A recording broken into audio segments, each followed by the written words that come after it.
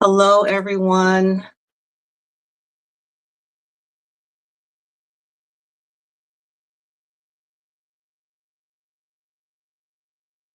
If you're there, can you put something in the chat? I'm just getting used to this format. I'm using my phone. Hopkinson, liked and sharing out. Thank you. Barbara. Aloha, Tracy. Aloha, Barbara.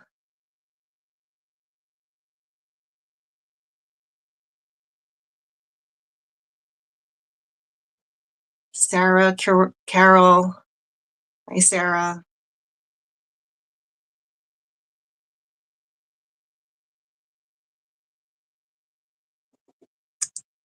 Okay. So I just, my laptop broke, so I'm using my phone, and I'm just getting used to doing this on my phone. I'll have my new laptop tomorrow, but for now, bear with me. Oh, shoot.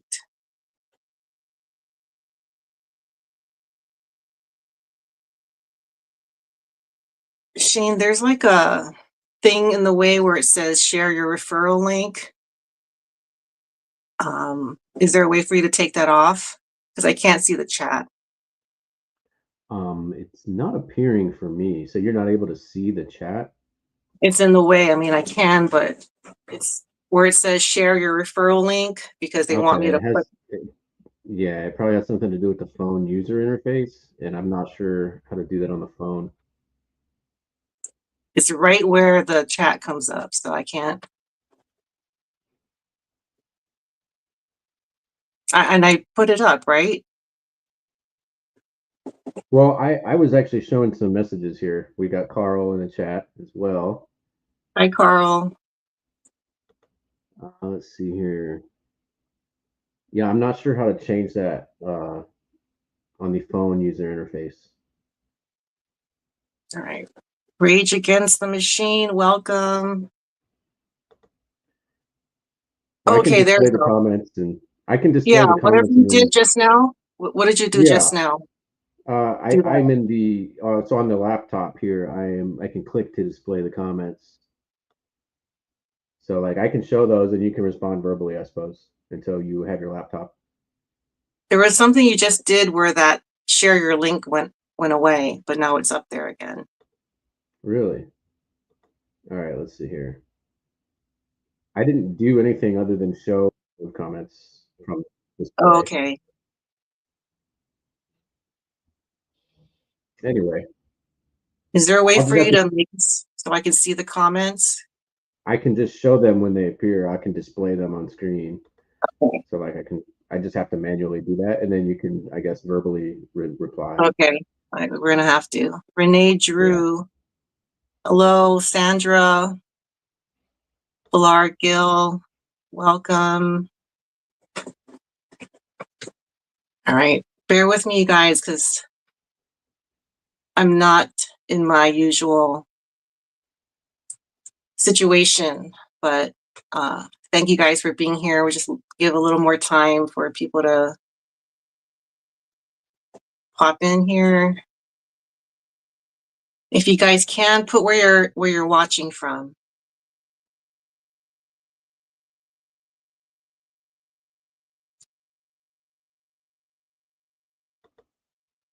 There. Okay, that made it go away. Whatever All happened I there. did was show a comment on screen.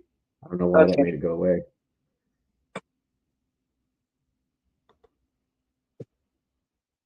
DJ Noriega, Menifee, California. Is that Northern California? Northeast Washington State. Camarillo. I know Camarillo. Inverness, Florida. Sandra, thank you so much. San Diego, that's Eve Duran.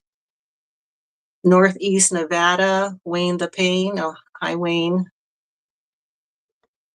West Alabama,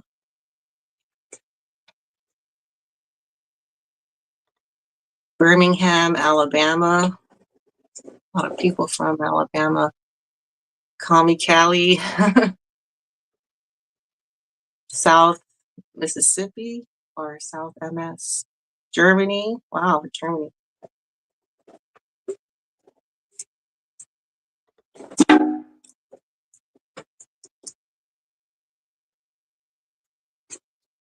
All right, I'll get started. I'll kind of go through what I'm going to go over today. I really wanted to go live either yesterday or Monday, but my laptop broke and I was trying to, get it to work, but I won't be able to use a laptop for at least another day. So today is the third day of the regular trial, not the jury selection. And yesterday and today, Cassie was on the stand, not the cross. She's being questioned by her side, by the prosecution. And I'm just every day and everything that comes out is more shocking. Oh, Elaine, sorry, I'm missing some of these.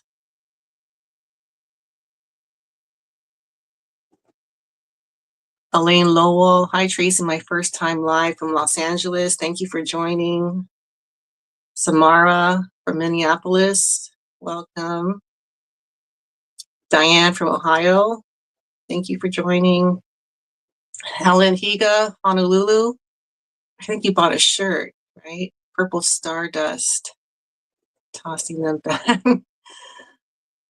So yeah, it's been a really, really emotional testimony from Cassie, and a lot of information's come out.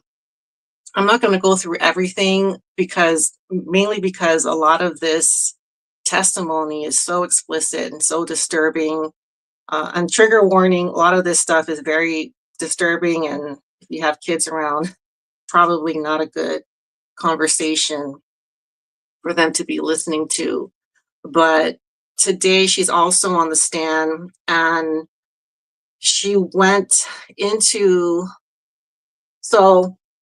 something that's really surprising to me from what is being uncovered with the Diddy trial is just how prevalent these freak-offs were. It seemed to be the centerpiece of their relationship. My impression at first was, they had an on again, off again relationship, and every so often they would engage in these freak-offs. But according to Cassie, these were very regular, like every week is what she said. And I was really, really shocked that these things were happening between the two of them. And they would also hire male dancers. They would find these men on Craigslist and different sites, and they would engage in these days-long freak-offs. So yeah, this was almost like Diddy's end game. This is kind of what he was using her for. So they certainly did not have a normal relationship. She said that they first got together when she was 21, 22 is when he proposed the whole freak off idea. She said she was so young and inexperienced, she didn't even understand why he would want to do that.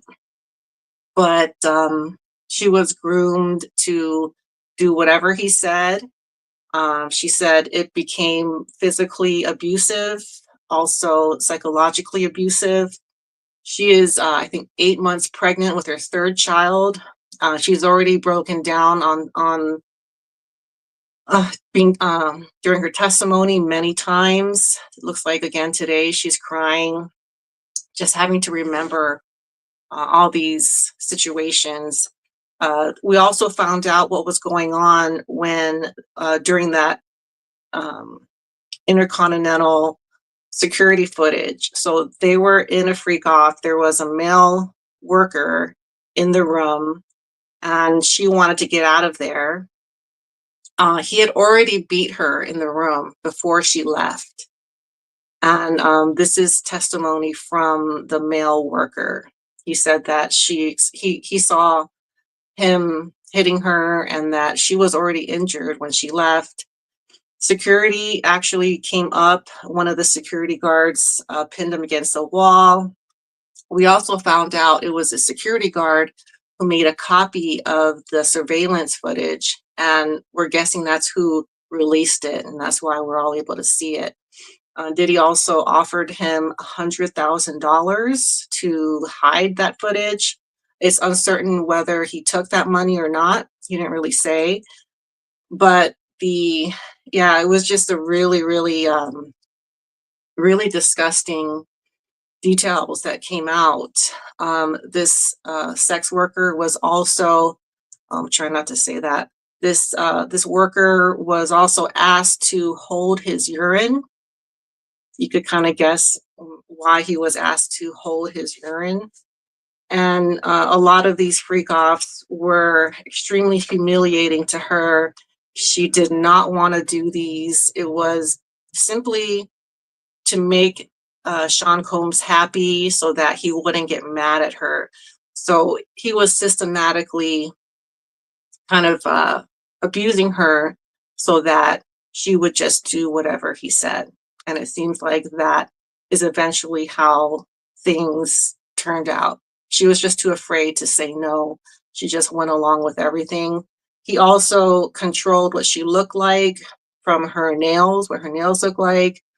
She was required to work out so that she would stay in shape for these freak offs. Even her hair was criticized. She said even at one point, he said that he didn't like her hair because it made her look too Mexican. So she had to make it a certain way. And every little thing from her behavior had to be a very particular way, or she was afraid that she would get beat. Shane, do we have anything on JLR? We're streaming JLR Investigates. That's who I've been getting this information from. Is there anything he's saying?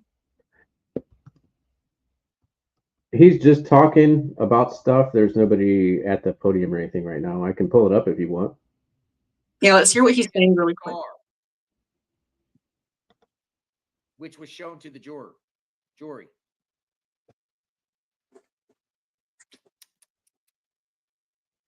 Can you hear this? Not good for me. Okay. Okay, so that's a picture he keeps putting up because you can see here she doesn't look happy. Like she doesn't want to, be next to him.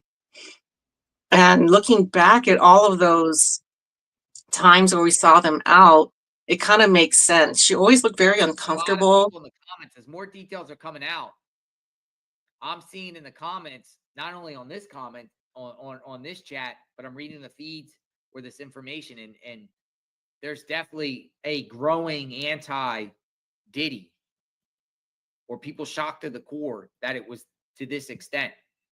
And sometimes you have to listen to the victims themselves to resonate and hear the victim out. And this is, it's a lot different on paper, in indictments or civil suits, but the actual testimony, word by word.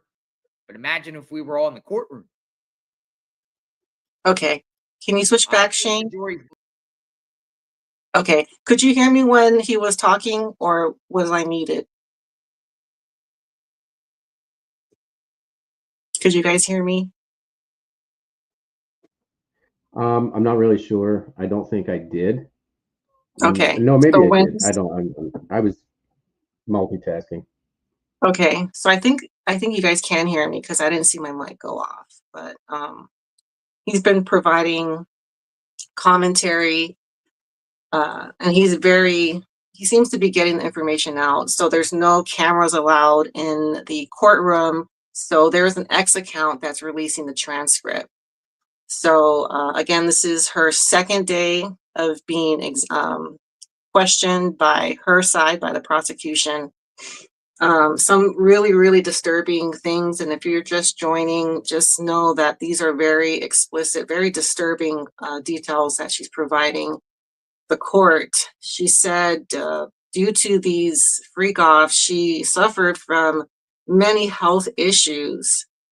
She got multiple UTIs that were resistant to antibiotics. She also experienced burning during these freak-offs. And I'm sorry I have to say this, but this just kind of speaks to the severity of what she was being forced to do. She also had sores on her tongue.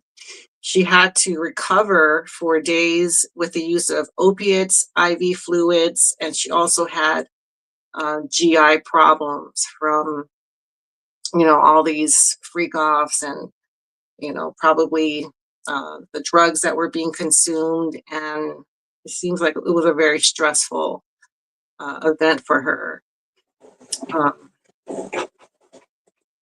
yeah, that was really, really, really disturbing to hear. Like, that's how severe she was reacting to these freak-offs. So, I will provide some feedback that maybe other channels aren't, because a lot of channels are providing, all the testimony and what's going on in the courtroom. Something that I have been surprised about is how quickly this trial is moving. They did jury selection last week. They figured it out in 1 week. Opening statements were Monday, and they also started bringing in witnesses on Monday. And then yesterday and today, Cassie is probably going to be on the stand for the majority of the time, and she is their star witness. So she is just, being very open about what she experienced. Yesterday, his whole family showed up. 1, 2, 3, 4, at least 4 of his adult children and his mother were there. But today, his twin daughters weren't there. So there were significantly less people that showed up today. And that's probably because of the testimony was so explicit and so disturbing. I could see why they don't want to be in the courtroom. But supposedly the daughters left very distraught yesterday. And I believe they left early. They couldn't even stay for the whole day. All right, Shane, do we have any comments that you want me to see? Sure, I can show some comments here. Let's see. This is a recent one. Will Cassie All right, stay safe? Renee.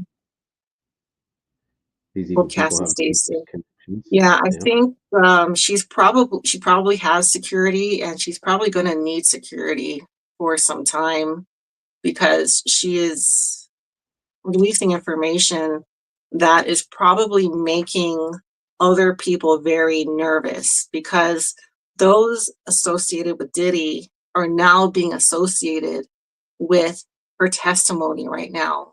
People like Ashton Kutcher, Leonardo DiCaprio, really big names. These people are known to be friends with him and have openly said that they have been to his parties and kind of insinuated that they participated in some of these activities that Diddy was doing at his parties. Now, so far, Cassie hasn't talked about the parties. She's mainly talked about the smaller freak-off situations, but they're pretty bad.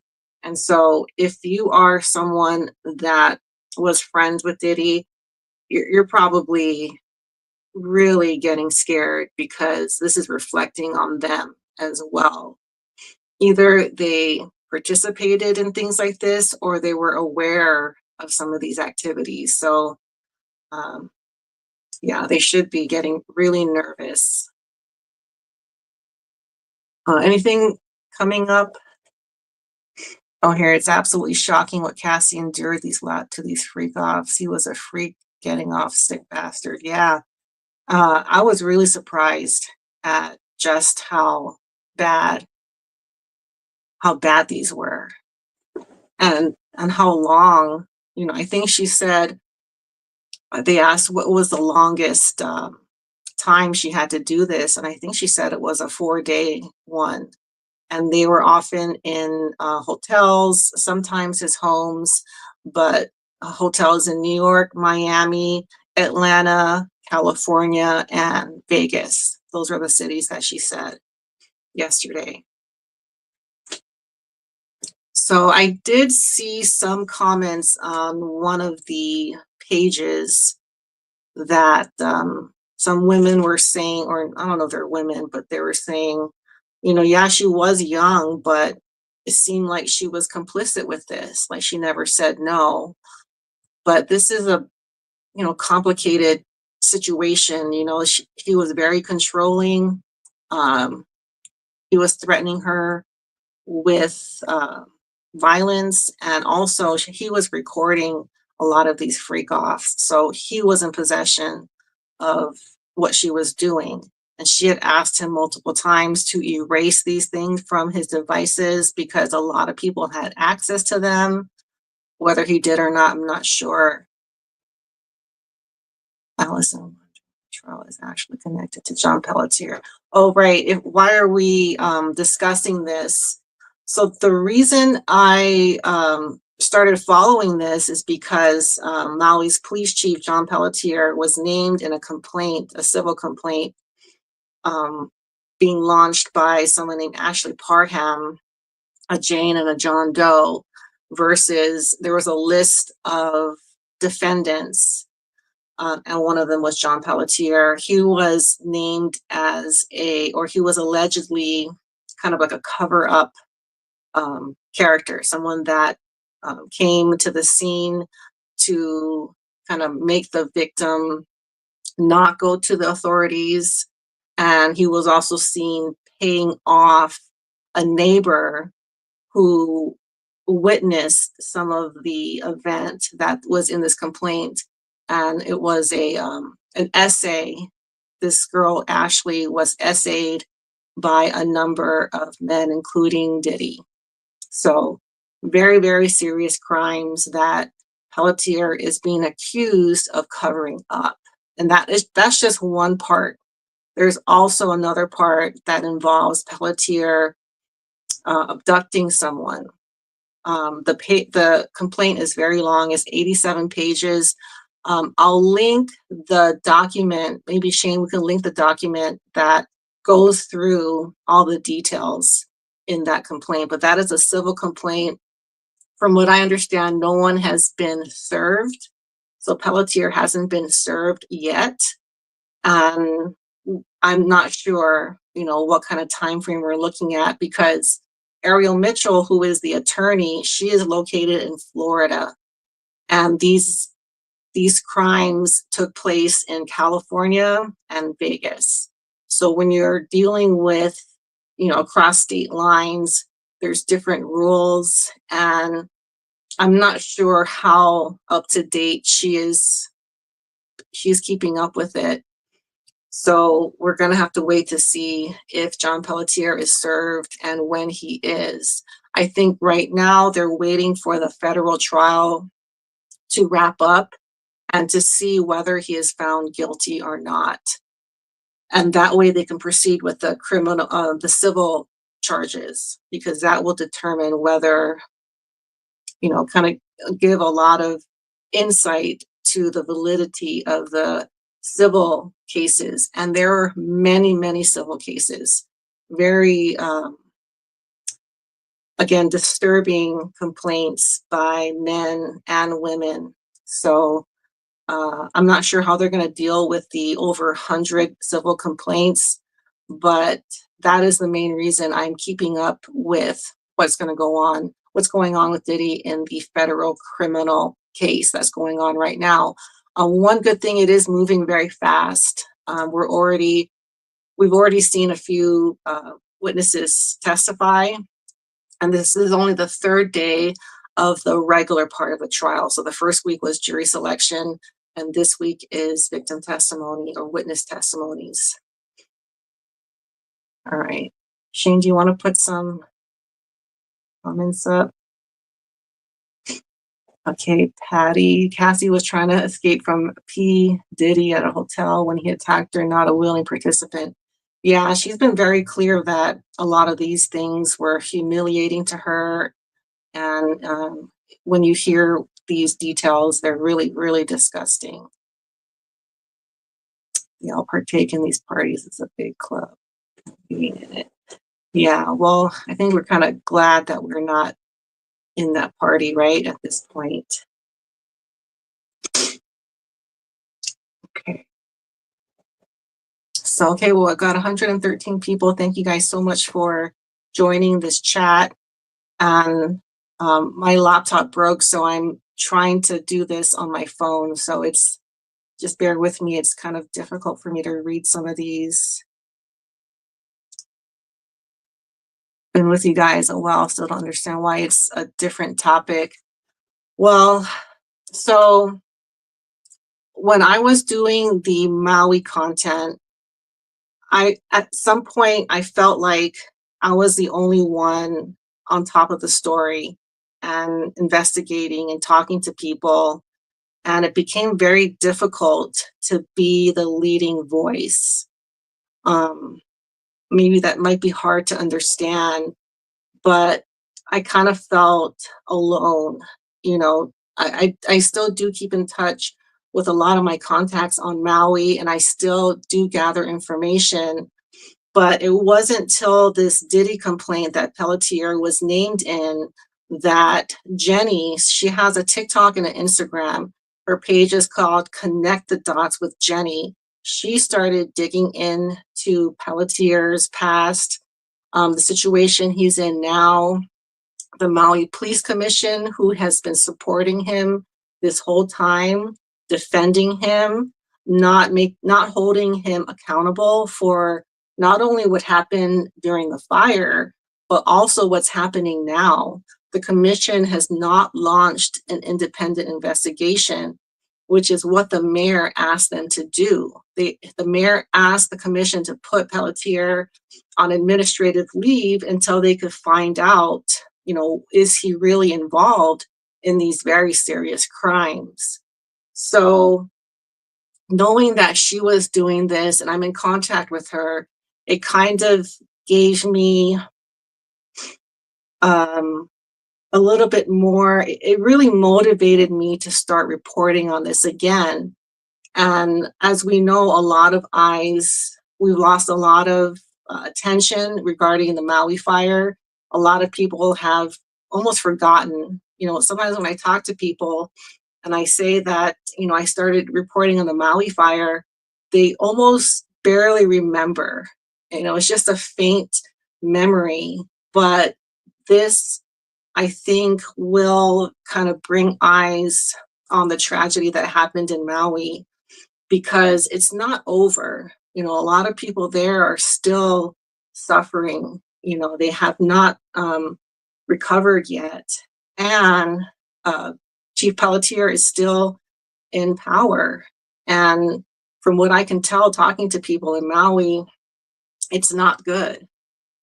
You know, the officers there are afraid to go against what he said. And yeah, they're very, very much, from what I can tell, not happy working for MPD. They're just going there, doing the bare minimum and checking out. You know, that motivation and that sense of teamwork is not in the department, from what I can tell. I do have a little information about Maui if you guys want to hear about that, because I have been reaching out again to people that are close to the situation in Maui, and I did get some insight that dates back to the time of the fire. So I spoke to a retired officer, and he shed light on what was probably happening during the event and why things regarding Pelletier happened the way they did. So for those little less familiar with what happened on August 8th, 2023, during the Lahaina fire, Chief Pelletier was not in the EOC. He wasn't in the Emergency Operations Command Center like he was supposed to. So previous chiefs, whenever there was a big event, the chief would be there. He would be directing people. He would be making commands to different departments, to different agencies, because he has that rank. But instead of doing that, he set up his own command center. He called it the DOC. That was at the Maui Police Department. The EOC is in a different building. It's in the same building where Mayor Bitson's office is. So something that I have not been able to figure out is, why wasn't Mayor Bison aware of what was going on in Lahaina? A little after 6 p.m., I think it was like 6:04, he made a statement to one of the local news stations that Lahaina was fine, all roads going in and out of Lahaina are clear, and that everything was okay. And that was far from the truth. People were already jumping in the water, escaping from the fire at that point. And there had been calls to Maui PD asking for help. So it was very much not okay. There were roadblocks. There were people that had already been reported as deceased. There were people asking to be rescued from parking lots and from cars. All of this information is in the after action report. A lot of the details and the calls are documented and have been released. So when Mayor Bison said this, it was at one of the worst parts of the tragedy. So we had already lost people. People were in the water trying to get away from the fire. So I was always thinking, how would he think that everything was fine? And talking to people, it seems like because Pelletier wanted to have his own command center, communications were just not going the way they should have. Mayor Bison should have known from the police department that the situation was not good. But I'm not exactly sure if he was told that everything was okay, or he just assumed it wasn't that bad. We haven't figured that out. But from the interview that he gave, it was obvious that Mayor Bison did not know how bad the fire had gotten. So there's also some question of whether Mayor Bison was in the EOC. He said he was, but that really important period before 6 p.m., he had not signed in, and he should have been in the EOC. He should have known what was going on, and he certainly did not. Also, his office is in the same building as the EOC. So we're thinking, why didn't he go there and find out what was happening before he gave a public statement to one of the news channels? We might never know exactly why he didn't know, but what it seems is a lot of the people in charge did not know how serious this situation had gotten. They thought it was, a small fire, that they were going to take care of it really quickly. I don't think a lot of people realized just how bad it was. And that's not just with Pelletier, that's also with Herman and Daya. Herman and Daya was on Oahu. He was the one that could have called to turn the sirens on and let people know that there was an emergency. He never did that. In fact, he didn't even go back to Maui till the next day. And he said he didn't even know that there were fatalities till the next day. And he should have known. He should have sounded the sirens. But he resigned shortly after this event. I think he was just too embarrassed because, he failed to do his job and he failed to save people. So these lack of preparedness, lack of communication, and lack of awareness of what was going on made the fire so much worse, as far as destruction, as far as the loss of life and injuries and what people had to experience. It didn't have to be that bad. There were multiple roadblocks that were keeping people in. Now, we haven't heard we didn't hear who gave those orders. Pelletier, when he was asked who ordered those roadblocks, his answer was there were none.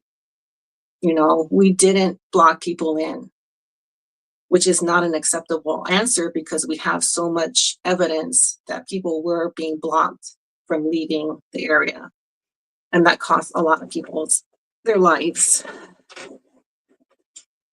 So that is why I want to follow what's going on with Sean Combs, because how this turns out could affect how Pelletier is treated. So far, he's not been held accountable, not just for the fire, but also for being named in this Diddy complaint. So I hope that answers it. Did he talk to Kenya from jail?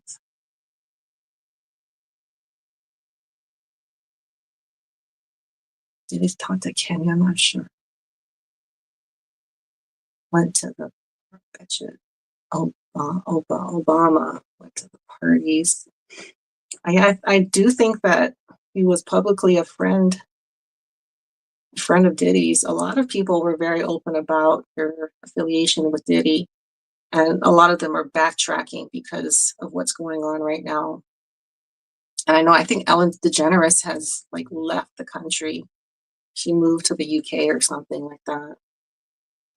So Shane, is there anything on JLR that we might want to share? Not really. He's just still talking, and there's nothing really happening. He's just doing analysis still. Analysis. Yeah. So I believe Cassie will be on the stand for most of today. And in my opinion, this is not looking good for Diddy. I don't think he will be getting out of jail ever. And the FBI, the prosecution, they have an almost 100% conviction rate. I think it's like 98% of the cases they bring, they convict. So Diddy has turned down a plea deal. We don't know what that plea deal was. It was probably, I would say, 15 to 20 years served if he would just, say he was guilty. But I don't think he's willing to serve any time. He wants to take his chances in court, and he's hoping he'll get released. He's hoping something will happen.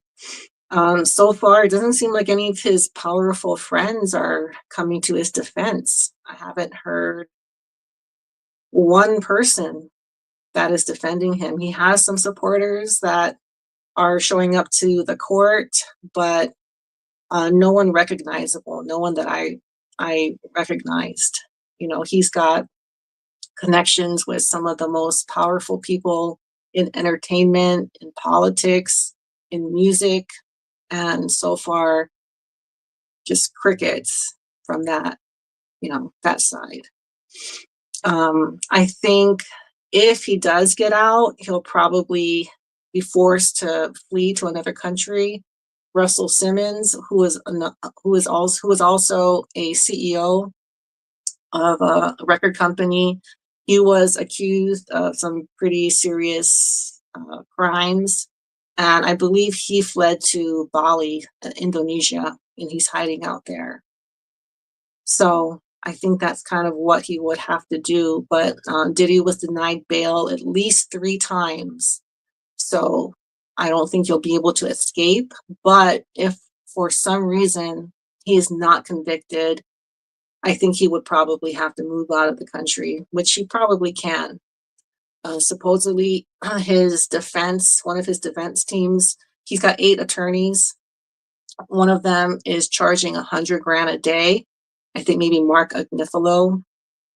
But I know some people say that he's actually dead, that Diddy isn't actually still alive. But I don't think he would be hiring every possible attorney, paying all this money.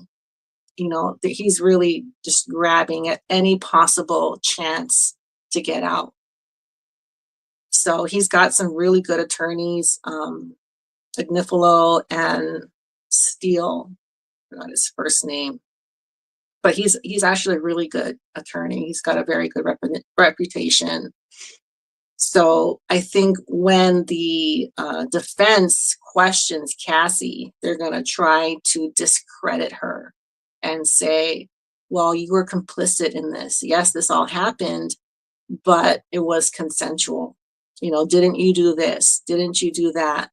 Did you say you didn't want to do this? And if she says no, they're going to say, well, doesn't that mean you're complicit? You know, but she was afraid to say no, but she probably, you know, wanted to most times. Okay. Sheen, is there any questions that came up on the chat that I should be addressing? Well, let's see here. I was just kind of showing some comments off and on. Someone said, "Where is Clive?" Talking about Clive Davis to see if he attends. He has not been in court, and I think he's alive and well. And I think Clive was kind of a mentor for Diddy, and I'm assuming he was kind of aware of these types of things, because Diddy was using these recordings as blackmail. And Professor Hamoto and Kirby Somers are the best for this. Professor, I'm not familiar with who they are, but I was just seeing if they ring I a have bell. heard. I don't know Kirby Somers, but Hamoto. I think he has a channel. I'm not sure. I don't know who those two people are. Okay. Any other questions or? It's mostly just comments. We have one, Matrix Free says it's the DA that will spring him. And then Fartsy Foxy, she was drugged. I believe that she absolutely was. Right. She did say she did, you know, willingly take these drugs, but often it was to get her through these freak offs because, again, they went for days and she wasn't allowed to sleep.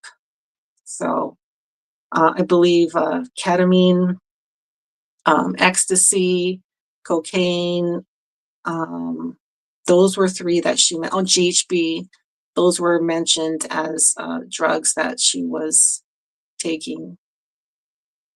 Matrix Free says Clive is the ringleader. Clive is the ringleader of the music artist. Yeah, I mean, maybe at some point, but I feel like Diddy, you know, was doing this on his own. This was his thing, and this is what he lived for, and this is what Cassie was being used for. I don't think she was the only one either, but we're going to hear from other witnesses. We just don't know their identities. There was a third victim who we're thinking is one of Diddy's exes. Her name is Gina. According to the prosecution, they can't find her. So maybe she's changed her mind. She did come out accusing Diddy of abuse a few years ago. I think maybe like 4 or 5 years ago, she did an interview describing the abuse that she experienced. And it did match with the footage that was released by Cassie. So I remember when I saw that footage, I did think of what Gina said years ago, that he dragged her by her hair and kicked her in her stomach. I believe that was one of the things that she accused him of, and that is what he did to Cassie. He dragged her either by her clothes or her hair, and as she laid on the ground, he kicked her a number of times. Matrix Free says Kirby was friends with Virginia Giuffre, who just died. Oh, okay, from Epstein. So Virginia Giuffre was one of the most prominent Epstein victims, and she has recently been deceased. And I guess the official story is that she committed suicide, but a lot of people don't believe that. When I did hear that, because I did watch the Netflix documentary that she was on, I feel like she gave the information that she had. She was very open with what she experienced, but so I don't know why they would want her unalived at this point, unless she was in possession of more evidence or more information. She was very closely linked to Prince Andrew, and there's a picture of them together. So it's not really a question of whether Prince Andrew was involved with the Epstein activities. Um, but yeah, I don't know what purpose that would have served for the powers that be. Is there any other questions, Shane? Well, I mean, so we do have one comment. I'm just going to go ahead and show. Alice in Wonderland says, "With all that we've been through, I can't help but say we are being distracted. Example, what you guys do with the weather to me is real. With Diddy, I can't say it is hope. You understand where I'm coming from, and I actually do.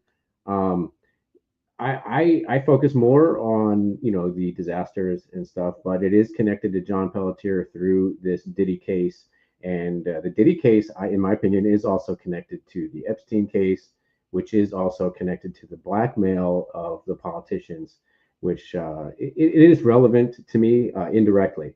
So I do follow this, but not as closely as I do the other stuff. And just for you guys who follow us for our fire content, we do have a fire video coming out next. So just sit tight. Yeah, I also, if you're a little bit joining a little bit more recently, my week was really messed up because my laptop stopped working, which means I couldn't do a lot of research. I couldn't do a lot of things that I'm used to doing. I'm actually recording on my phone right now. So that's kind of why I'm doing the live. And that's kind of why I'm covering what I'm covering, because it's going to take a little while for me to do a proper recording of the fires. But there are a lot of weather events going on right now and that have happened recently, and we are going to cover it. And yes, that is more important.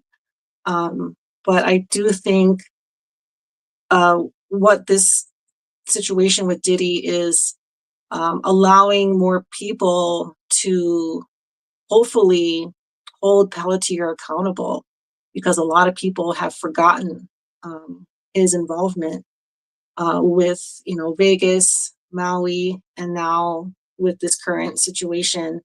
So I just saw it as an opportunity to bring more eyes, and maybe something will be done. If you're a little bit less familiar with what happened in Maui, police Chief Pelletier was not a native. He was not a resident of Hawaii, not a resident of Maui. And there is a rule saying that the chief has to have at least a year residency in Maui before they can be chief. And that is there's a good reason for that. So when you are a chief and you don't understand the culture, you don't know the lay of the land, you don't know how things work, it's hard to do your job. When he was handling the fire, he was new. He was new to being a chief, and he was new to the island. So when you're trying to direct traffic, when you're trying to make calls during a mass casualty event and you don't fully understand the lay of the land, it's very difficult to make the right decisions. And from talking to people there, that's what they think was a big problem. He didn't understand, how things worked there. He didn't understand all the routes coming out of Lahaina. So that is a big problem. So, and I know a lot of people think he was put there. Obviously, I don't watch TV. I appreciate Teresa and Shane. I don't feel like I'm totally left in the dark. Okay, good. Thank you, Wayne, for keeping up. And a lot of people, this is how they're keeping in touch with the Maui situation. Clive Davis is dirty. It's all of the money. Yeah, Clive Davis. A lot of people around him have been lost at a kind of young age. Whitney Houston, Michael Jackson. And the same with Diddy. A lot of people in his circle um, have been unalived, and they were not old. You know, they died of pneumonia. Kim Porter, who was Diddy's first, I think they were married, his first wife, who he has 4 children with, she died of pneumonia at age 47. And a lot of people are saying that, you know, she was a fairly healthy person. And it's just very unusual that she passed from a sickness such as pneumonia. But I understand why, you know, this does seem like a distraction because the charges that Diddy is, these charges aren't, I don't know, they're not really, I think, the main problem.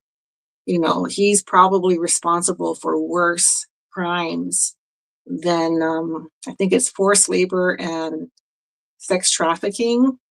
Um, I just feel like there's so many other things that he should be, that, you know, other things he's done that are more serious that he should be getting charged with.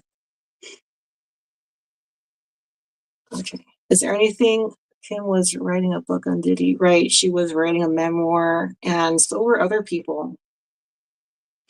I know Al Brown, who is the biological father of Quincy, who is Kim's child, who Diddy adopted, kind of took him in as his own son. Al Brown is going to be testifying, and he believes that Diddy tried to kill him, and he thinks Diddy was somehow involved with Kim's death. So I'm not sure when he's going to be taking the stand, but he has said that he's been asked to testify on behalf of the prosecution in this trial.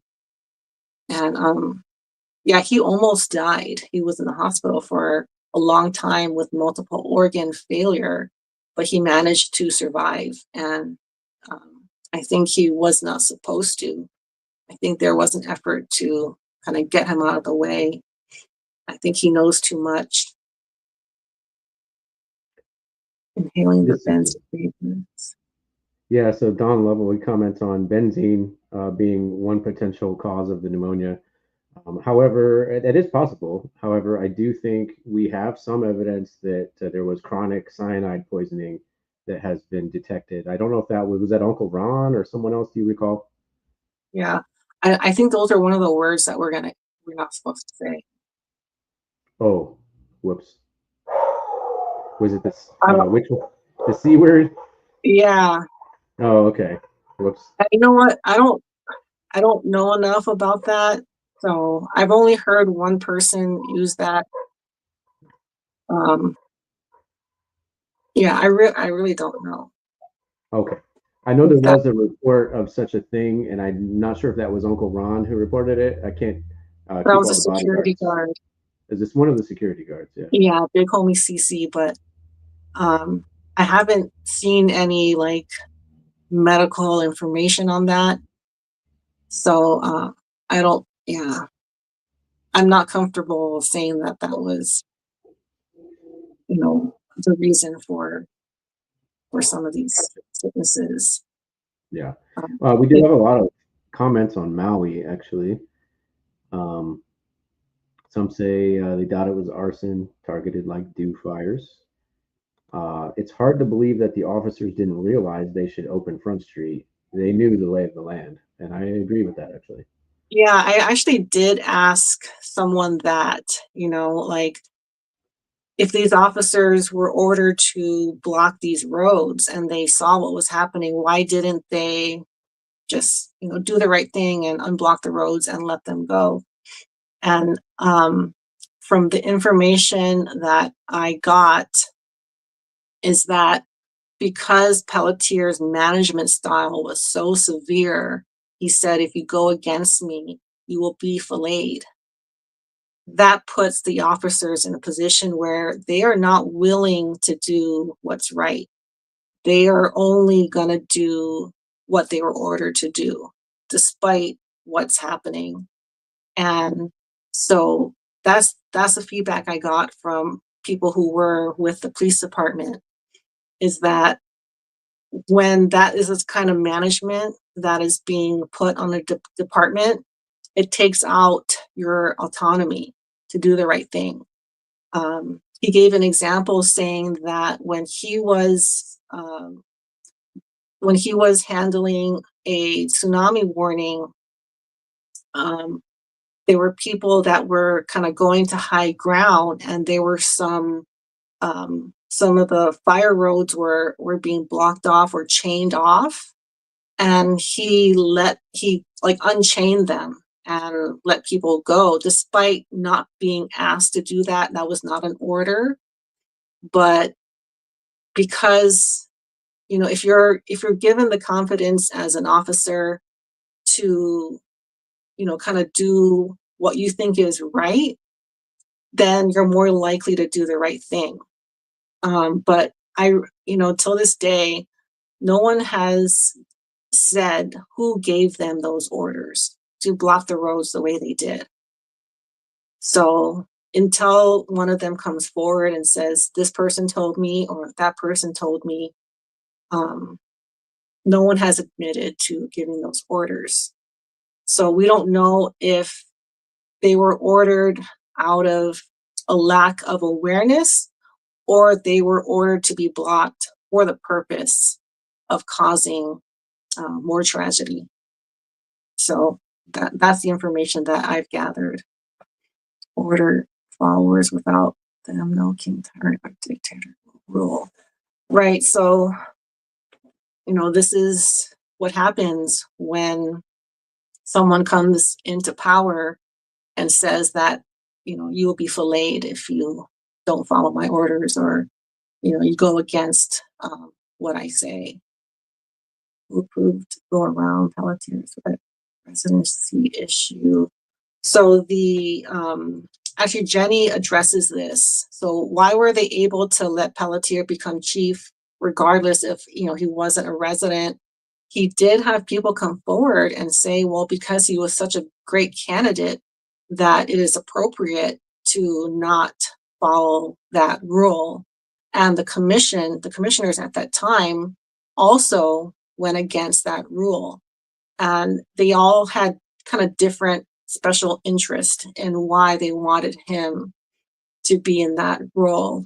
But if you go to Connect the Dots with Jenny on Instagram or TikTok, she does address this, and she calls out the people who came out in defense of Pelletier, saying that they felt like he was such a good candidate that they didn't need to follow that rule. So it's the police commission and some other people that are involved with this decision-making process. Some of those commissioners are not commissioners anymore. Mark Redeker was very involved with getting him into the chief position. He's no longer a commissioner. And Frank DeRego Jr., I think he's no longer a commissioner anymore. He was a big supporter of Pelletier. And Stacy Moniz, who is the chair of the commission, she is also all for him, you know, being in that position and keeping him there. And I think at this point, the commissioners are too embarrassed to say, we made a mistake, we need to find someone else. I think that's the point that they're at now. So they're just defending their decision till the end. And that's really at the loss of the community.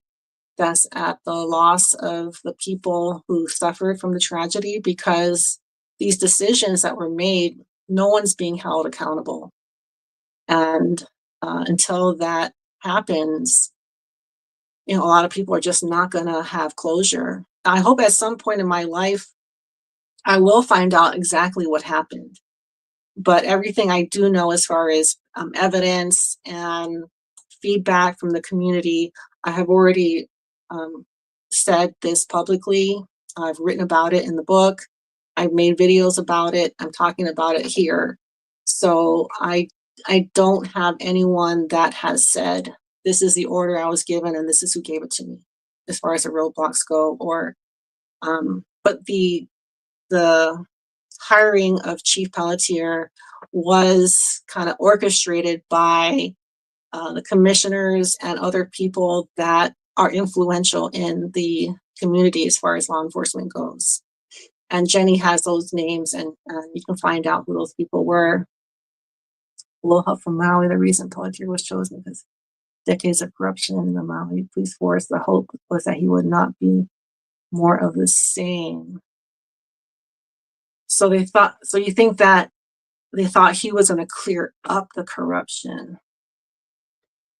Yeah, if I remember correctly from the commission meetings at the time, especially the salary commission meeting, there was a lot of talk about Pelletier coming in to get rid of the corruption. So I guess Maui had a history of corruption, and they were hoping to change that with Pelletier. Instead, it was just more of the same. Yeah, I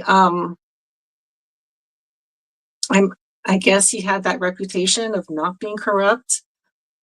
I don't know. I don't know, but I definitely don't believe he wasn't corrupt before. Well, the selection process was obviously corrupt because of Mark Redeker, the police commissioner, was obviously in on the whole selection process. He violated ethics by giving Pelletier, advanced answers ahead of time. So yeah, he was totally prepared, and he gave him all the answers ahead of time for the questions.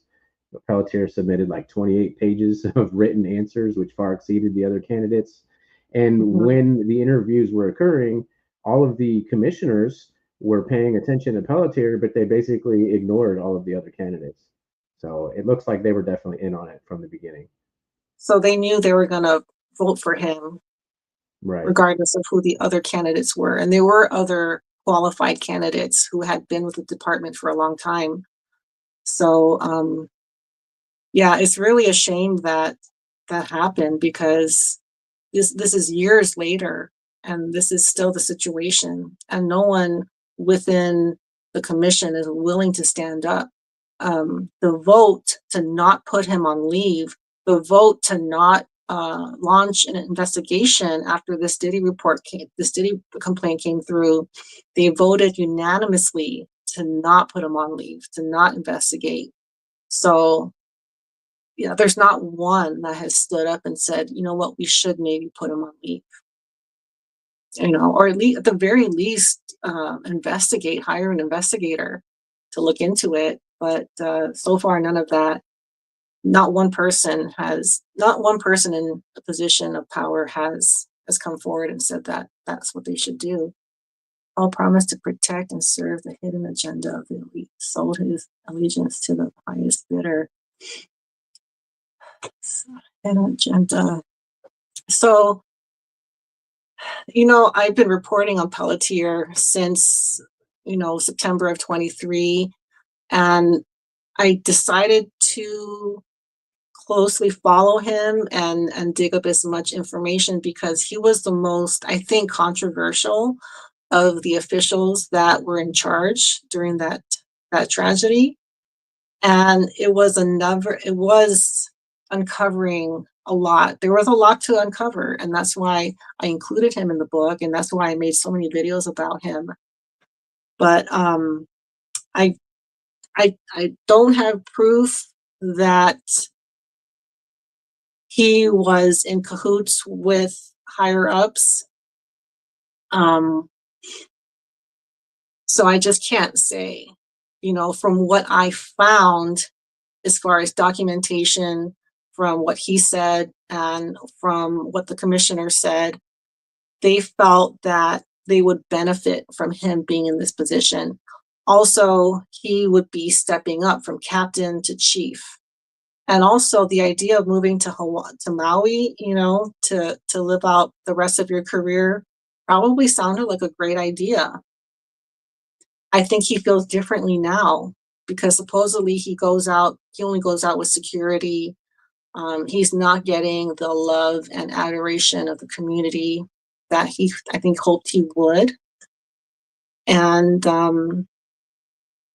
I don't think it's turning out the way he thought it would, and for very obvious reasons.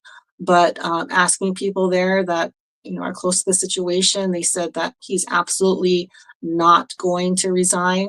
He's going to stay there. He's going to fight for his position, and it's up to the commission to make a change. So, yeah, unfortunately, that decision that was made back then, it's going to take a lot to undo that. And it's really at the loss of the community in Maui, because there's really no solution in sight. Um, Even people have come to the meetings to make complaints, and the commission just defends him. They never ask him the hard questions of why wasn't this done? Why wasn't this done? And he doesn't take live questions from the press. He only does these prepared recordings of prepared questions. So he's almost like protected from being accountable. And I don't see that changing anytime soon. Rishan, do we have any other questions? Anything about Maui or? Oh, we do have some about Maui actually. So Rejoice here says there were 4 Maui police candidates and Pelletier. It was the hope that fresh blood would break the pattern of corruption. Pelletier's corruption is not more of the same. This is horrific. I guess it's not more of the old school corruption that they had there in Maui. It's a new type of, I guess you could say, federalist or globalist corruption that they brought in. So yeah, the ninth island has infiltrated the other islands. Right. I know a lot of people think that he was put there for the event, but I don't think that was the case. I think there was a broader reason for why they chose him. But it's not an easy answer, why him? I think there were many answers, and different commissioners had their own reasons or special interest. Whether it was related to tourism or some kind of benefit they were going to get from him, from putting him there. I think it varied depending on who you look at. And yeah, maybe the corruption has gotten worse. Maybe it stayed the same, but I think it's different because the leadership of being a dictator and having that type of pressure as an officer, I'm sure it can't feel good, to be working under someone that says, if you go against me or you don't do as I say, I'll fillet you and I'll make an example of you. And he has done that. So I can't imagine that, feeling good or a situation that you want to be working under. But that is how some people manage, and that's how they know how to manage. Often that's how they were managed, and that's how they think things get done. What you would see though, because I like jobs I've had, when someone is ruling like that or managing like that, when it comes time for that person, maybe they're in a position that they need help, people don't come to their defense because they don't have that strong connection and that relationship with that person. And often they're not willing to go out on a limb and defend you. We're seeing that with Diddy too. He commanded blind, I guess, what's the word I'm looking for? Um, Shane, help me out here. Blind obedience. Yeah, yeah. He just Yeah, and if they demanded didn't blindly everyone, obey, then them up for was that reluctant compliance. right. He just demanded everyone do as he said. When it didn't go his way, from what I hear, he ruined their lives, he ended their careers. And yeah, he didn't rule, he didn't lead in a way that demanded respect. There are a lot of people who resent what Diddy did to them. And it's probably a big reason why we don't see people coming out and defending him and saying what a wonderful person he is, because he ruled as a dictator and he used violence and blackmail to achieve his goals. That's what it seems.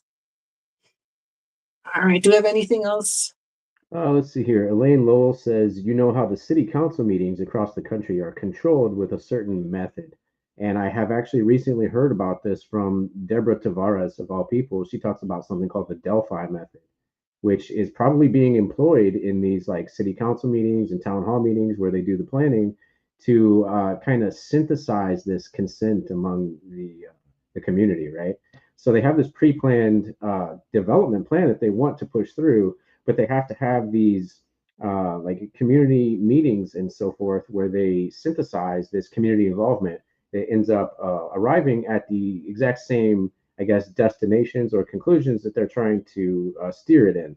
So it's basically like these little, I guess, steering communities that try to steer the public opinion to the results that they want. I just recently learned about this from Deborah Tavares. It's called the Delphi method, DELPHI, if any of our viewers want to look into it. I've heard of that, but yeah, I didn't relate it to what's going on.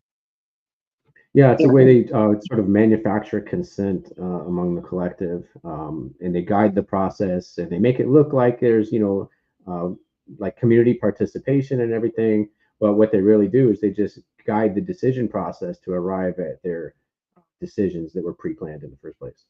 Kind of like, like Lahaina Strong, kind of using them as a way to guide public opinion, kind of like that. It is similar, yeah. It is similar. They do try to appear like it's coming from the grassroots when actually it's the top-down approach. Right. And should we say there's a new appointed member of the water board in Maui? Is Oh, it yeah. the I think water it's the Board of commission? Water. I think it's called the Board of Water Supply, and it does involve. There's like a board of members who are involved with decisions. That what to do with the water, basically. And Pa'ele Kiakona has been named to the Maui County Board of Water Supply, is what it's called. And he, in the past, has been very vocal about his positions on private ownership, specifically private ownership of water. He thinks that water utilities should be basically completely nationalized and public and belong to the government. So, at that point, it would be the government's discretion as to, who gets how much water.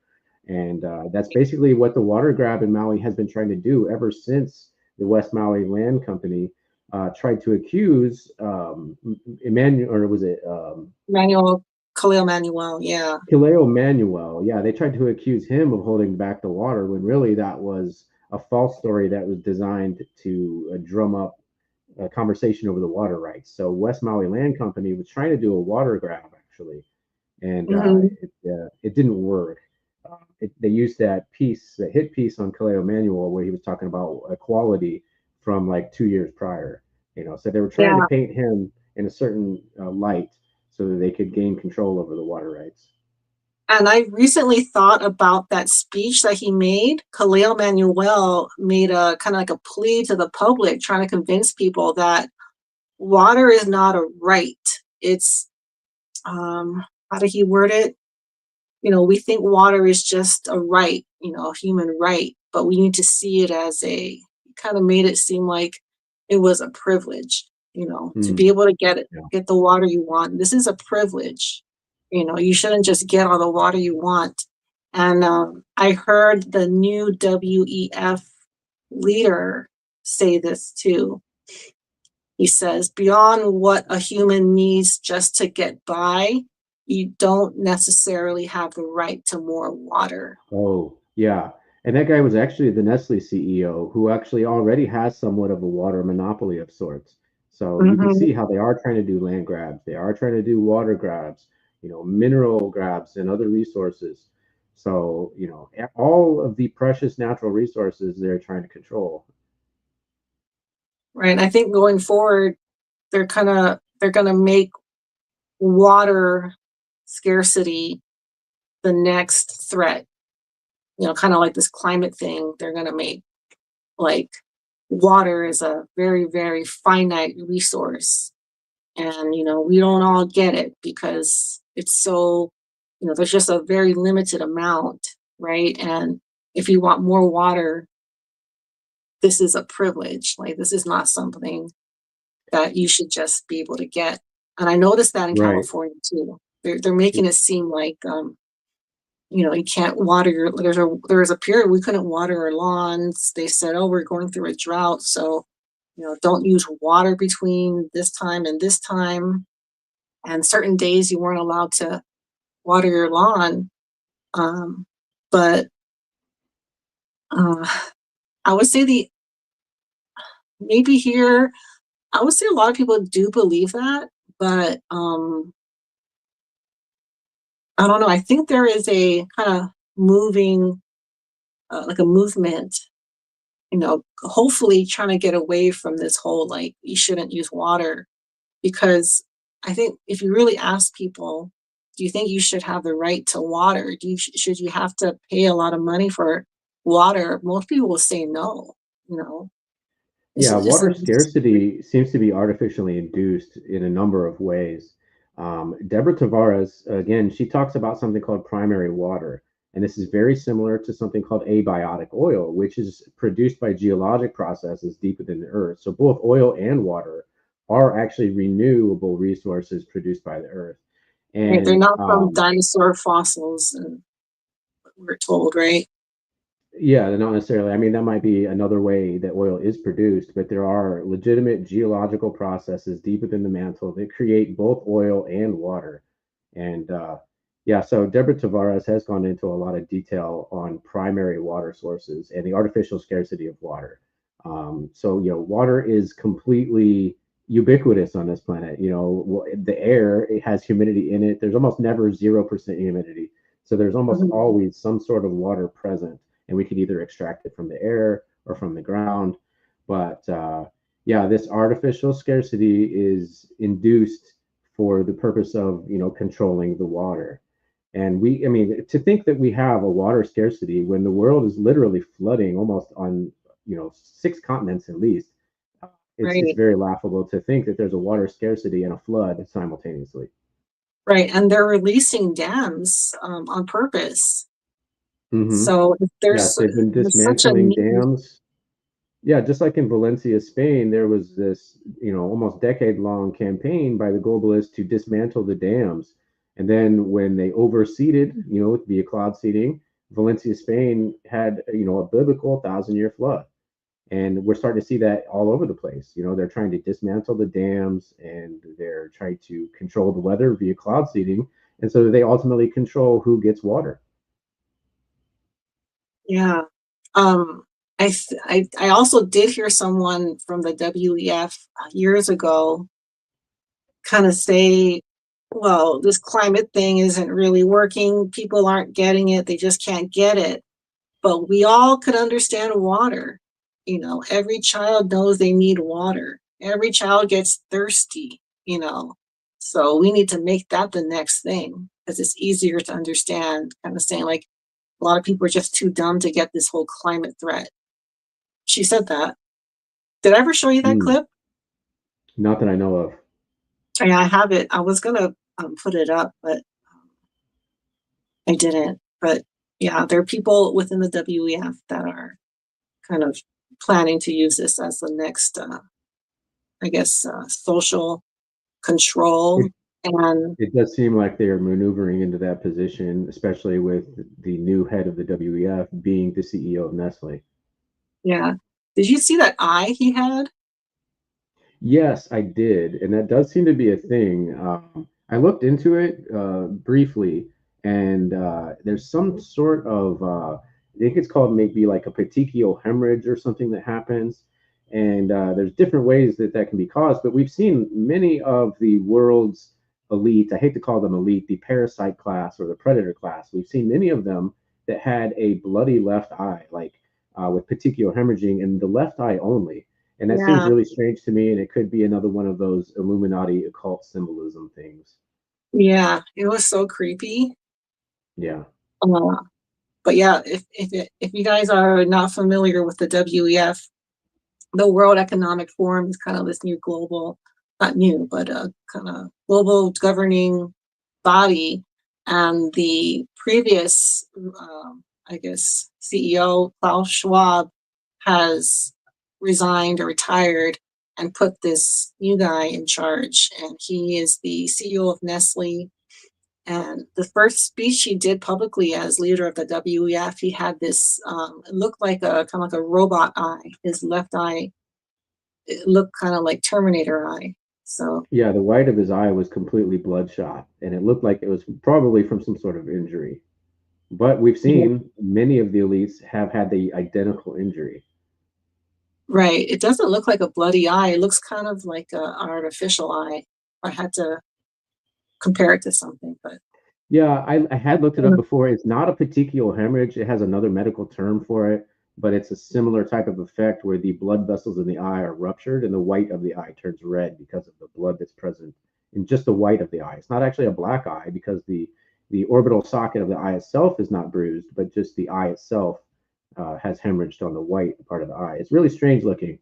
I guess it's a yeah, very minor injury that does clear up, in like a week or so. But it's really strange that we've seen so many people in high level positions that have had the exact same injury. yeah. Most likely, they don't really care if we notice these unusual things, right? Yeah. I don't know. I would think I would maybe wait for that to get better before making my first public speech as leader of the WEF. But I don't think that's a concern. Must not have been a concern. Predictive Yeah. programming with regards to corporate control over the water supply. Go watch Tank Girl. Yeah, it does remind me of some old movies from the 80s and 90s. So there was Tank Girl was one of those. I believe there was another movie called Solar Babies, which is about a water shortage in a dystopian future. And control over water is basically control of the world. Yeah, we all need water. Okay, is there anything happening with the trial? Well, so Really? they are still looking at the same steps. JLR is still giving discussions. He's looks like he's still giving an analysis of the Cassie testimony. So there's Okay, no real events happening yet. okay. I mean, I'm assuming she's giving more disturbing testimony. Yeah, day 3 explosive testimony expected.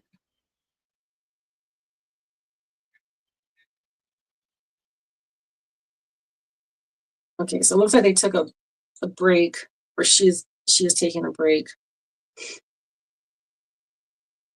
Okay, Who's, take, the who's taking a court. break? Yeah. Oh, okay, gotcha. Expressing extreme fear, worry and fear for the victims, their clients. And I know you put that in the chat. Trying to get some more understanding about that. So they're expressing fear for the safety of their clients, the prosecution. Maybe from that one witness that's missing. All right.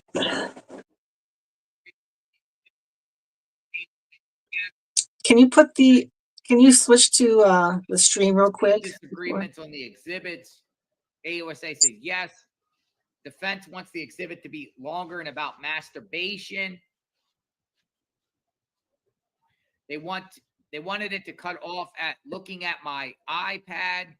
Defense, we just heard this morning about videos on his devices, so this is relevant. AUSA, we can agree to move more, something less than 10 pages. And now Hector Fink, for the witness known as Mia, he says there is a jury instruction about the victims. So apparently they're talking about Mia, the witness. Hector Fink goes on. Mia would have taken this to her grave. I know how to support her if we can't discuss her pain, what she went through. We will not put words in her mouth. Her nerves are through the roof. Judge, we are trying to prevent witnesses being counseled on how to testify, what to say or not to say. Anything else okay? what that would be. Would that be acceptable? Hector Fink, lawyer, I'm afraid she'll have a moment, lose it, then ask, did I forget something? I worry.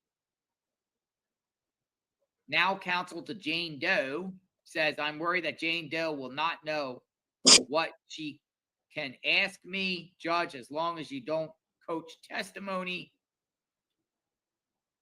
The counsel for Cassie says, I have nothing to add. Judge says, Ms. Shapiro, we've spoken with each attorney. AUSA, we need more time to print the binders.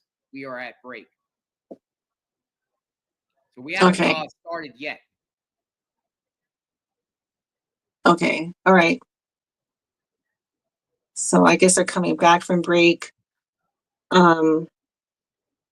Any other questions? That the defense has to adjust strategy since Ventura's testimony was different than expected. Let's see. So the chat has branched off in several different directions. One of which is still about the water. Defense is saying we did have testimony was different than expected. Jane, the audio is still going from JLR. Talking about what exhibits the defense might submit. Is it gone now? It's gone now. Yeah. Okay. Gotcha. All right. So the conversation has branched off in a few different directions. There are several comments about the water, several comments about, I guess, random conspiracy related stuff.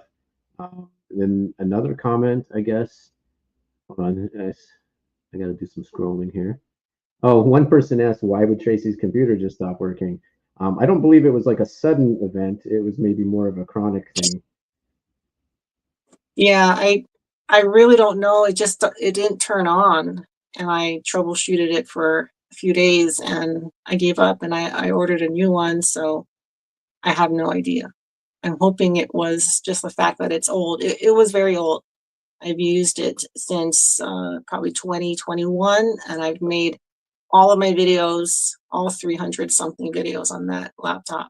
So it definitely had a lot of miles on it. So I was due for a new laptop, but I was really bummed.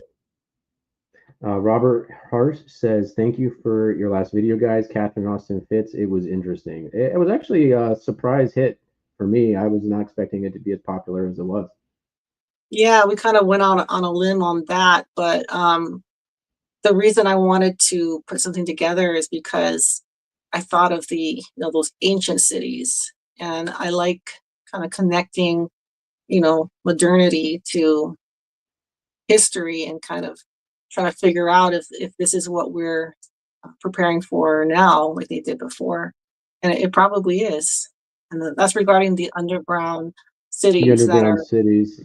Under and I probably should have mentioned in that last video that, it does seem like there are, maybe I did touch on the cyclical disaster cycles. There are several different disaster cycles, some on short periods and some on much longer periods. But yeah, some from between 6,000 to 12,000 year cycles, all the way down to 138-year disaster cycles.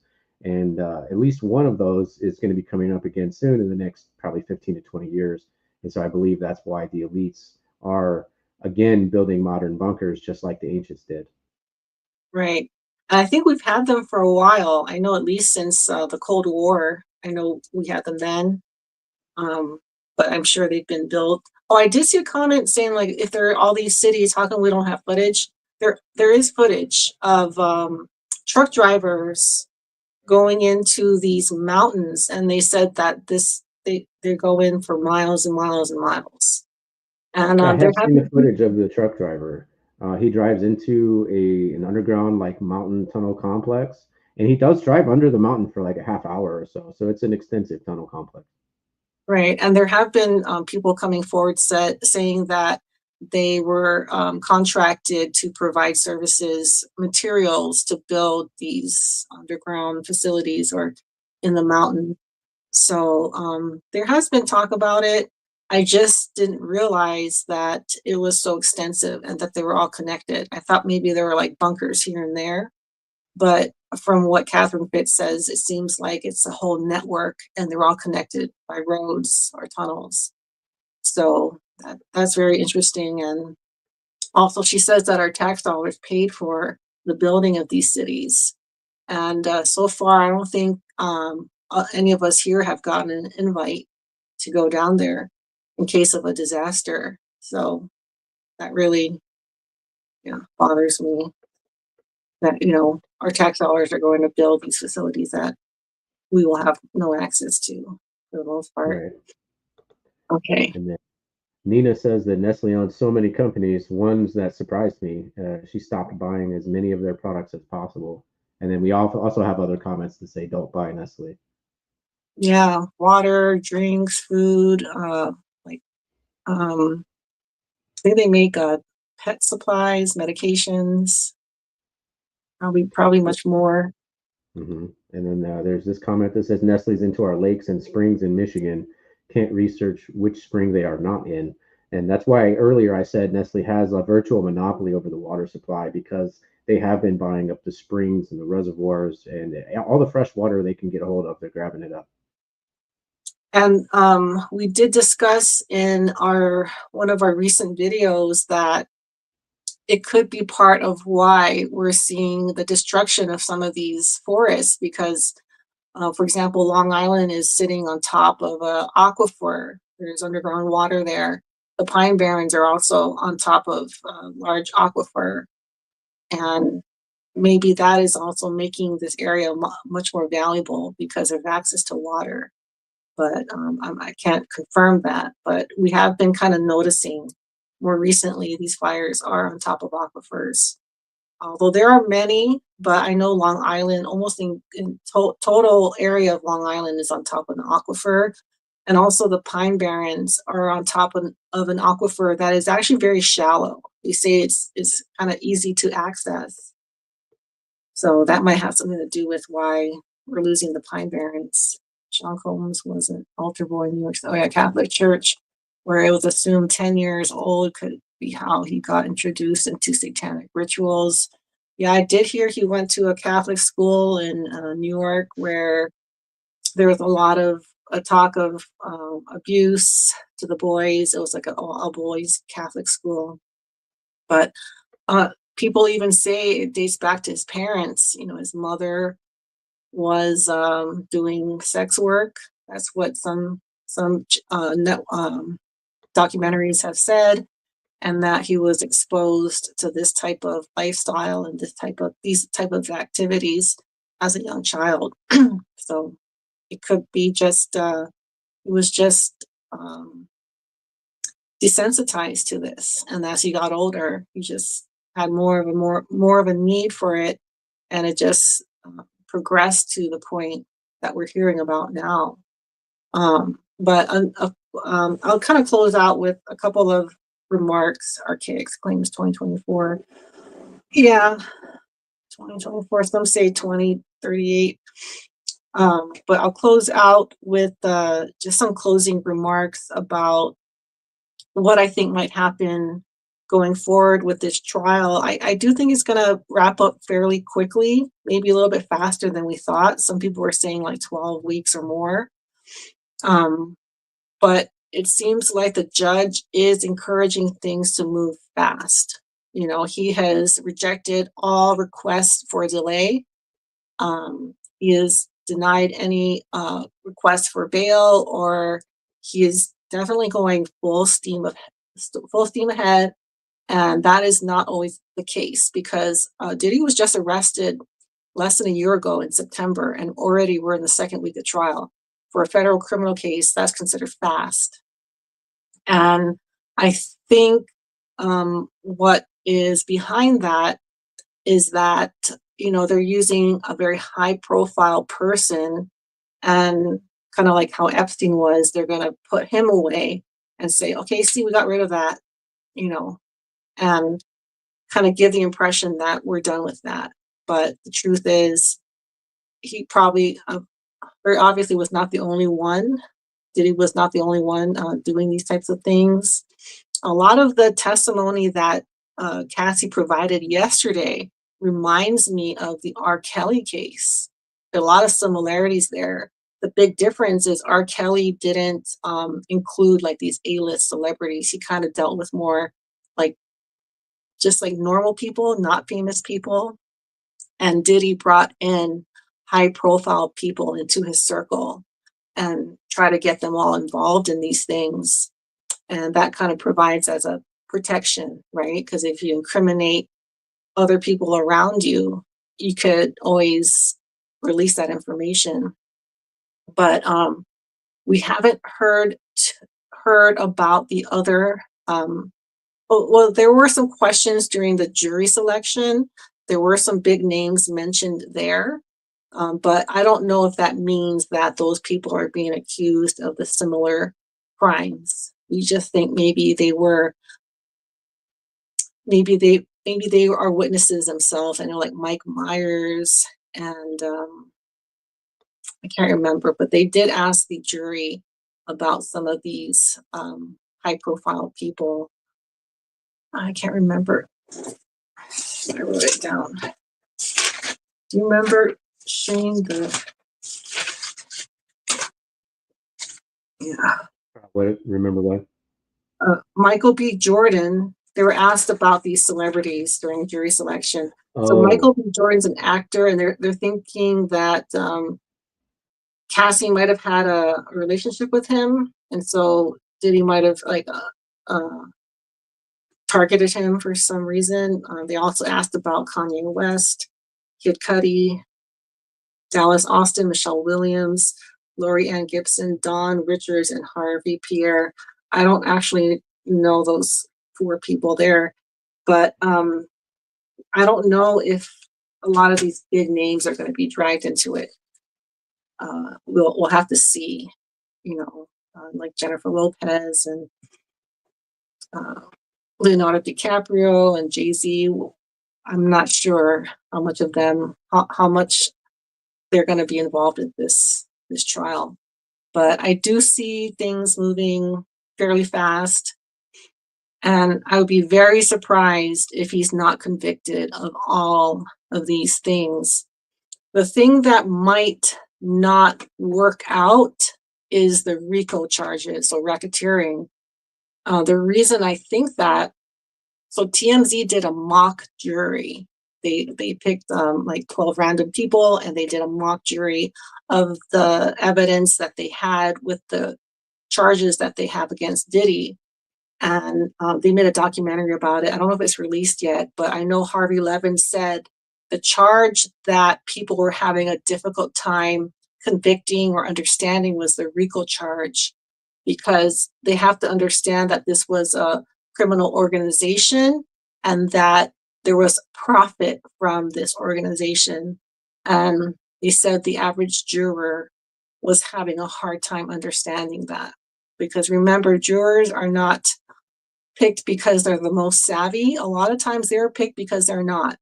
I don't mean to, criticize any of the people picked, but oftentimes the defense will look for people who are more easily convinced versus someone that has a lot of knowledge of how things work. So that's just kind of something that I've noticed. Was there anything else? So thank you guys, 357 of you guys live here in the chat. So I really, really appreciate you guys joining. I just did my live chat, my first live last week, and had, a lot of you guys were waiting and wanted to hear what I have to say. So thank you guys so much. Elaine, great show. I share with my friends, thank you. There will be more fires, floods. People need to be aware. It's not normal. Yes. Yes. So we are still going full speed ahead, reporting on the fires, floods, tornadoes. Hurricane season is right around the corner, so we'll be looking out for things like that. And it's certainly starting to seem, I would say the average person is starting to realize that something is not right. So it is very important that we continue giving this message, continue to shed light on what's happening, because this is being drowned out by like things like the Diddy case and all these other stories that are less important. But again, I did want to shine light on the Diddy trial because it does kind of bring in more attention to Maui, because that for a lot of people has been forgotten.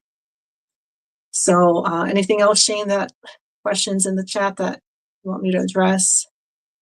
Well, let's see here. I just have a couple more that I might show. One person is saying how do underground cities survive without the sun?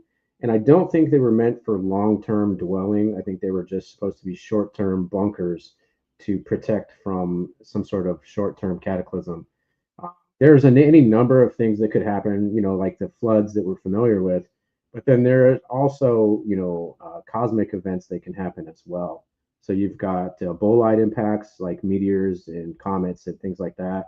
But then there's also, so comets can also bring water and mud as well. So you've probably heard of the mud floods before. Those might actually be on some sort of cyclical cycle because of a muddy comet of some sort. The sun also goes through its own cycles, and it is capable of doing what's called a short period recurrent micronova, which is kind of like a coronal mass ejection, but it's the entire shell of the sun is ejected all at once.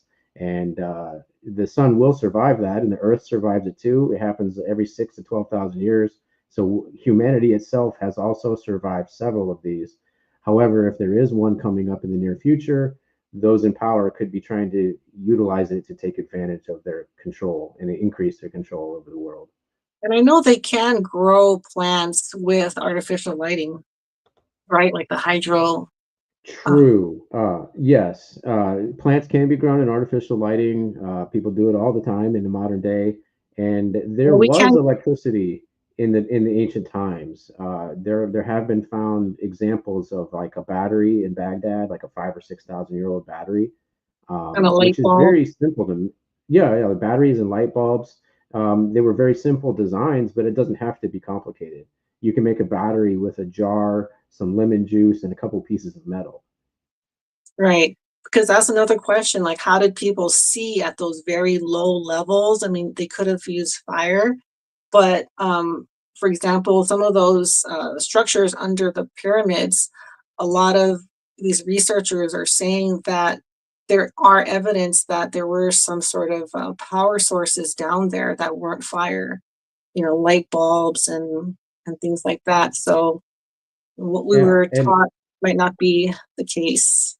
and regardless of the you know the the fire issue, so like ancient, so regardless of the new structures that have been found underneath the pyramids, they still do have, like, they've always known about these hieroglyphs that have been found that depict things that appear to be light bulbs. There's one hieroglyphic in particular that looks very much like a large light bulb or perhaps even a cathode ray tube of some sort. So Mhm. it's very With that likely that not only could they spiral. produce light bulbs, yeah, not only could they produce light bulbs, they may have also had transmitters, which are not very different from light bulbs, to be honest. Right, so if they had a light bulb, they often most likely had other devices, right, Yeah, that and a did particular a lot of design things. bulb in the hieroglyphic, it actually resembled a cathode ray tube, which, in some cases are able to emit radio waves.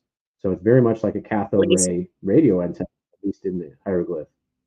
Right, and there is also a lot of evidence that there was communication around the world.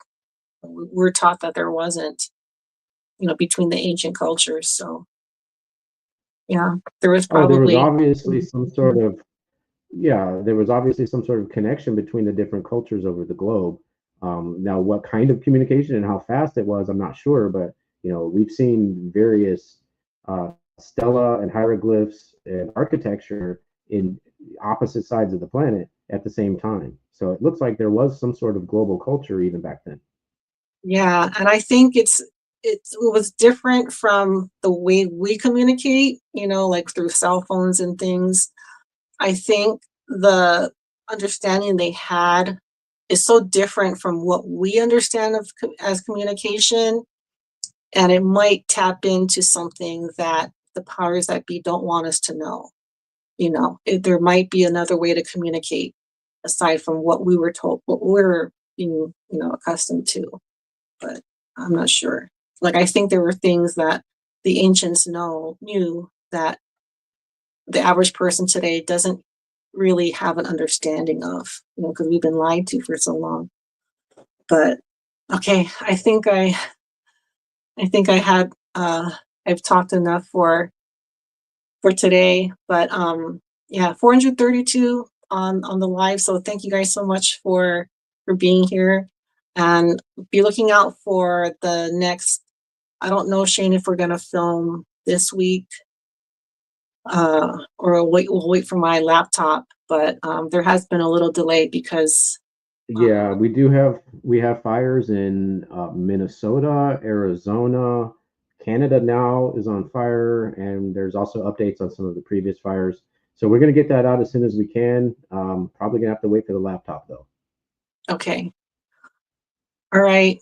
So yeah, thank you guys so much. And I'm not sure when I'll do my next live. I'll follow the Diddy trial, and I'll figure out if there is more breaking information.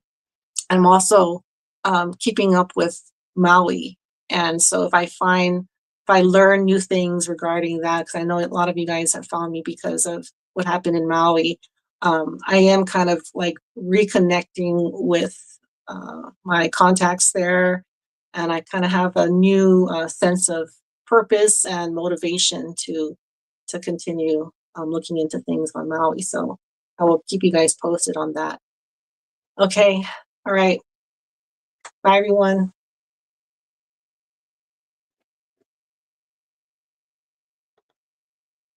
All right, Shane, I'm